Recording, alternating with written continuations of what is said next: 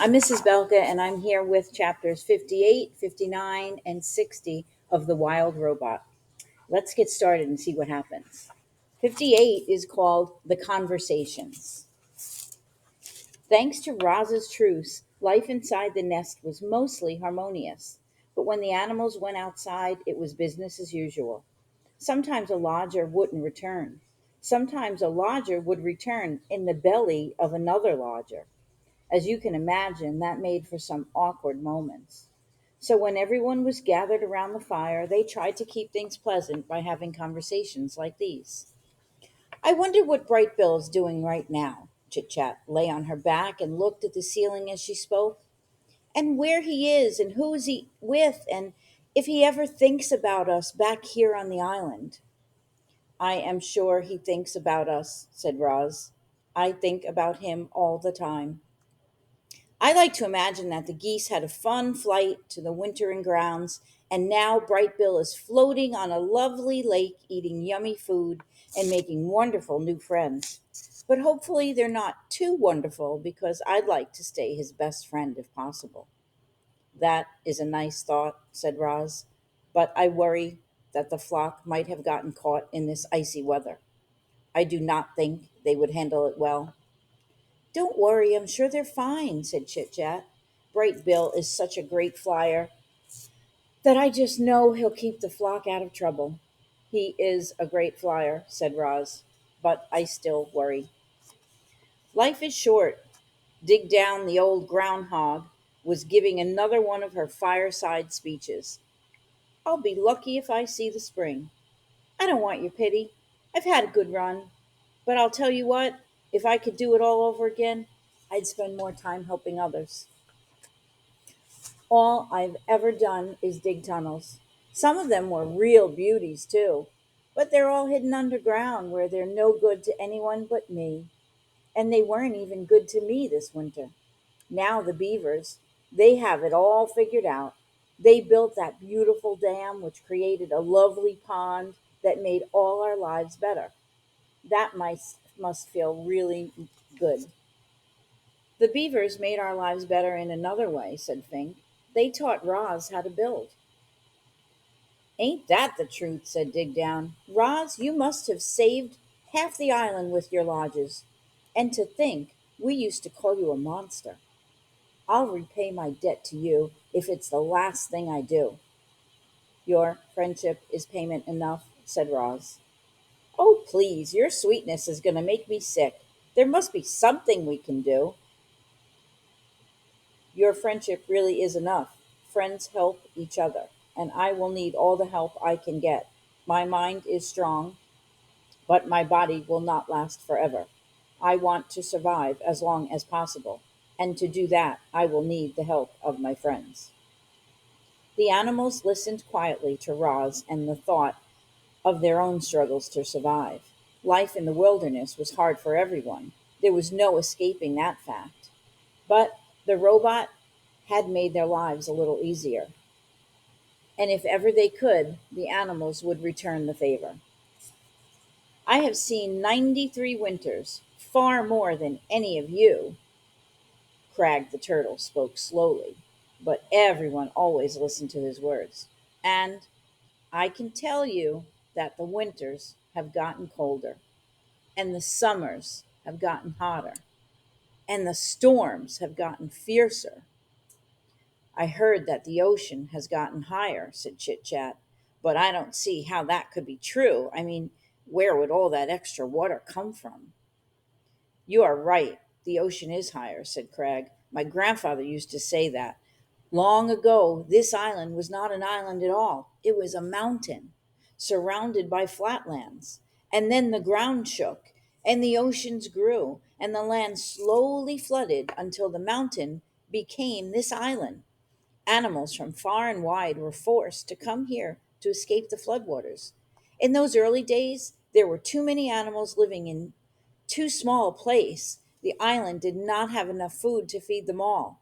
But between fighting and disease and famine, a balance was finally reached, and we have kept the balance ever since.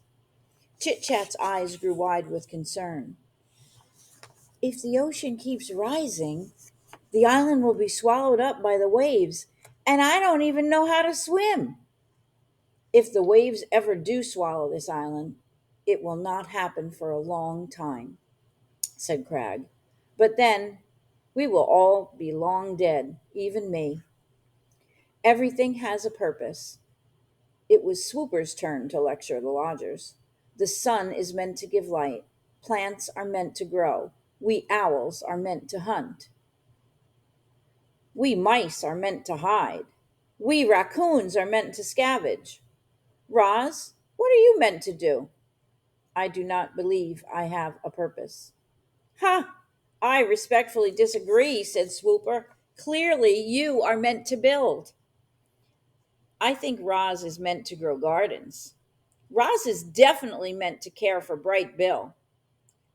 Perhaps I am simply meant to help others.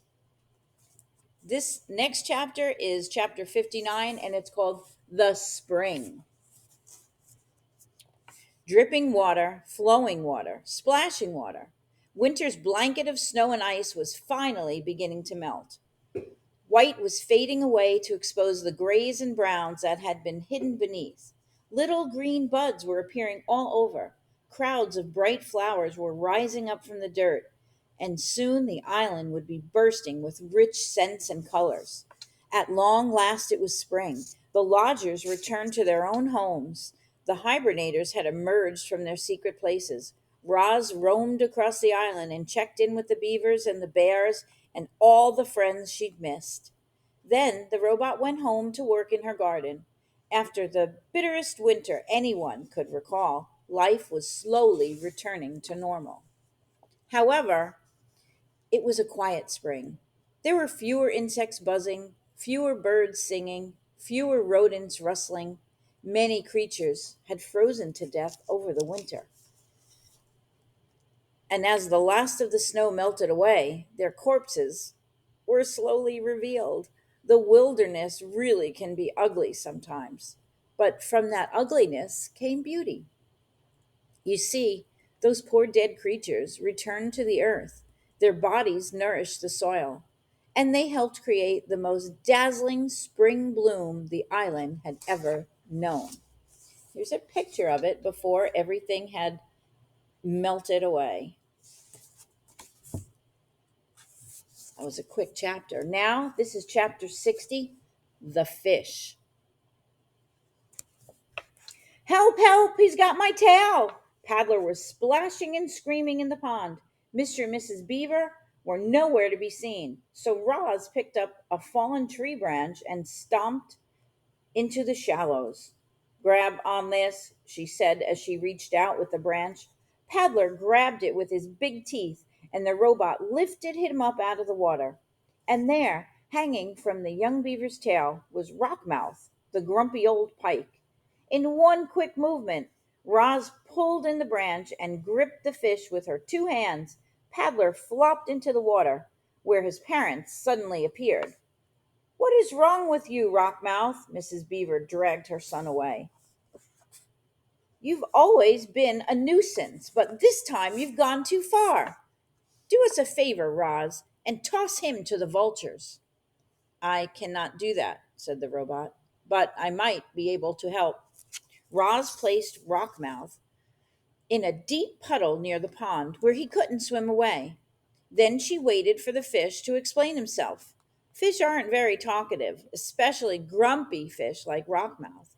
But eventually he opened up to the robot, and long before she was waving for the beavers to join them. Rockmouth used to live in the river, said Roz as the beavers shuffled over. But you trapped him here when you built your dam. He has been angry about it ever since. That doesn't give him the right to attack my son, hollered Mr. Beaver. It most certainly does not, hollered Mrs. Beaver. I'd be upset too, said Paddler softly. I'd hate to be kept away from my home. Mr. Rockmouth, you should have said something sooner. The fish looked up from the puddle with a frustrated expression that meant, I tried, but no one was listening. Well, the situation had to be remedied, and you can guess who rose to the occasion. Roz was determined to get Rockmouth back to his home. After she explored the nearby waterways, it became clear that she would have to carry the pike through the forest and across the great meadow to the nearest bend in the river. I need a large container, said Roz to the beavers. Something I can fill with water so Rockmouth can breathe while I carry him home. I could make it myself, but I thought you might like to help. It couldn't have been easy to overcome her anger with Rockmouth. But after Mrs. Beaver had a chance to cool off, she finally came around. I suppose we're partly to blame for this whole situation, she muttered. Then the beavers did the right thing and came together. They carved out a wooden barrel for the fish. Here you go. Mrs. Beaver rolled the barrel over to the puddle where the robot and the fish were waiting. This should work nicely. Rockmouth, I hope you're happy back in the river. Rockmouth just flicked his tail in a way that meant, will someone please take me home now? Roz filled the barrel with water and a grumpy fish, and then they were off. She carried Rockmouth through the forest and over the meadow until she was standing on the river banks. Welcome home, said the robot. Then she tipped the barrel, and the fish plunked into the river. Rockmouth's face poked above the surface. He flashed a big, toothy grin, and then he quickly swam away. And that's the end of my 3 chapters. I hope you enjoyed it. Bye.